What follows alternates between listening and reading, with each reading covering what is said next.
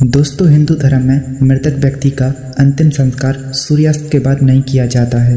पुराणों में इसकी बेहद खास वजह भी बताई गई है, जिसे आज हम आपके साथ साझा करने जा रहे हैं। इसलिए दोस्तों, आप इस वीडियो में अंत तक जरूर बने रहें। दोस्तों, गरुड़ पुराण में इसका वर्णन साफ तौर पर किया गया है, जिसमें सूर्यास्त के बाद दाह संस्कार को उचित नहीं माना गया है। अगर किसी की मृत्यु सूर्यास्त के बाद होती है तो उसका अंतिम संस्कार रात को नहीं बल्कि दूसरे दिन सूर्यास्त से पहले किया जाता है। गरुड़ पुराण के मुताबिक अगर अंतिम संस्कार सूर्यास्त के बाद किया जाता है तो मरने वाले को परलोक में कष्ट भोगने पड़ते हैं और अगले जन्म में उसके अंगों में खराबी भी हो सकती है। इस कारण सूर्यास्त के बाद दाह संस्कार उचित नहीं माना गया है, ताकि मरने वाले को अगले जन्म में कोई कष्ट न भोगना पड़े। एक पौराणिक मान्यता यह भी है कि सूर्यास्त के बाद स्वर्ग का द्वार बंद हो जाता है और नरक का द्वार खुल जाता है। अगर मरने के बाद व्यक्ति का अंतिम संस्कार सूर्यास्त के बाद किया जाता है तो उसे नरक में जाना पड़ता है।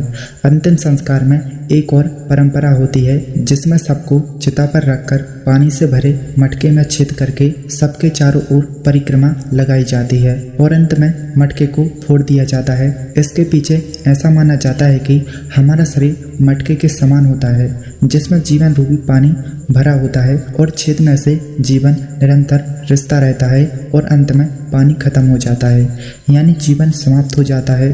तब मटके रूपी शरीर को छोड़कर हमारी आत्मा चली जाती है।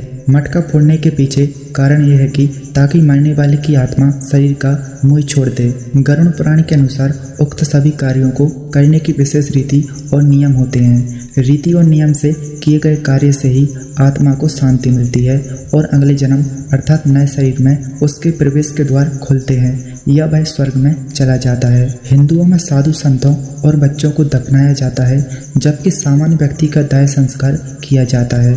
उदाहरण के लिए गोसाई, नाथ और बैरागी संत समाज के लोग अपने मृतकों का आज भी समाधि बना देते हैं। दोनों ही तरीके यदि वैदिक रीति और सभ्यता से किए जाएं तो उचित हैं। गरुड़ पुराण में लिखा है कि जब तक गांव या मोहल्ले में किसी की लाश पड़ी होती है तब तक घरों में पूजा नहीं होती और किसी के घर चूल्हा भी नहीं जलता है।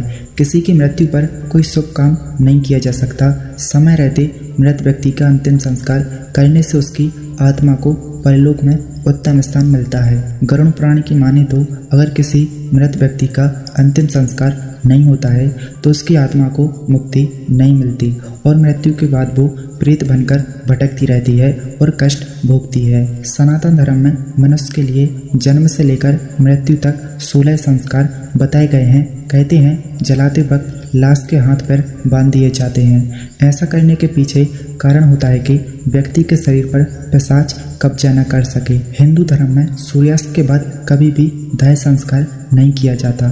यह माना जाता है कि सूर्यास्त होने के बाद अंतिम संस्कार करने से मृत व्यक्ति की आत्मा को परलोक में कष्ट होता है। इसलिए सूर्यास्त होने के बाद किसी की मृत्यु हुई है तो उसे अगले दिन सुबह ही जलाया जाता है। इतना ही नहीं, जलाने से पहले घर और रास्ते में पिंडदान करने से देवता पिशाच खुश हो जाते हैं और लाश अग्नि में समा जाने के लिए पूरे तरीके से तैयार हो जाती है।